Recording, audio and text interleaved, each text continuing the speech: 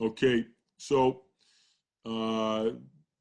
this is day one at the University of Toronto off season, the first indie period. So pass rush wise, and I'll let this run while we're doing it, is that being able to handle the bull rush. Bull rush is move number one.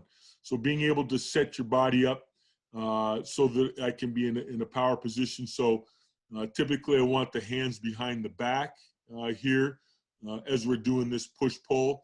Once I do it without the hands in, then I reintroduce the hands. So you can see our boy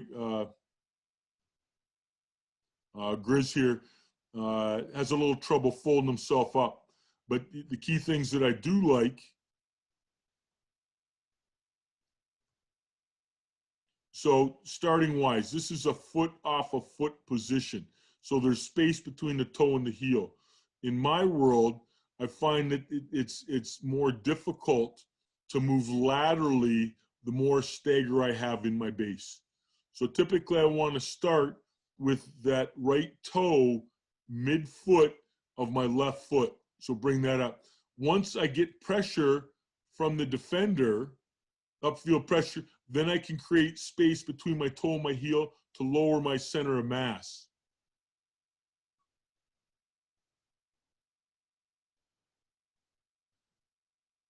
So you can see, again, as I'm in my right-handed stagger, that the first foot to go back once I feel pressure is my slide foot. So I create space between my toe and my heel to try to keep my ass down. Now, again, if I got my protractor out and measured the angle of bend in these, it's not enough for me. I should see my ass be a little bit lower. So that's a coaching point. Now, again, Grizz at points struggles to fold himself up. You know what I'm saying? And one of those coaching points is that as I'm getting driven in this phase of the ball, is being able to keep a bend in that knee in case somebody comes in from the side and lands on it. If that leg is straight, then that's a recipe to blow out your medial collateral ligament. So the safety concerns is being able to keep a good bend in your knees as I'm trying to bleed out the pressure from this bull rush. Now, again, you can say, well, coach, I thought you said you didn't like guys hanging onto the breastplate. And you can see how Grizz has just got the white knuckle grip on Junior's chest here. You know what I mean? That'll come back to haunt. You know what I'm saying? Now, again, I got Junior here trying to help use the hop to bleed it out. Now, the issue with Junior is see how he gets his hips, opens up his right hip. His hip should be square as he's feeling the pressure from the defender. Now, the nice thing is when he gets pulled, is being able to sit. But his hip should be a little bit square. And we'll run through a few more of these here.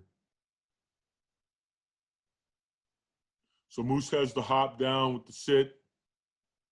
Could probably on the push phase, he can probably create more space between that toe and the heel. Now you watch Mitch here, and you can see how straight,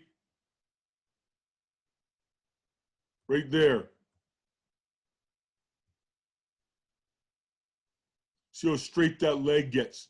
You know what I mean? If all of a sudden somebody comes in from the side, one of my adjacent linemen with a defender lands on the outside edge of that knee and he's got all that weight braced, it's a recipe to get your knee blown out. So again, being able to try to coach these points in the indie periods and without the film, you know what I mean? I'm saying, Mitch, don't get your legs straight. Keep bending your knees. You know what I mean? He can hear me, but he might not understand it as well as when I can show him on the film. And he can see himself putting himself into vulnerable situations. Now, again, a little bit too much of a grab with the shoulder pads. So let me skip through a few more of these. Again, I like to do them out of a right and left-handed stance. You never know which side of the line you're going to be playing on.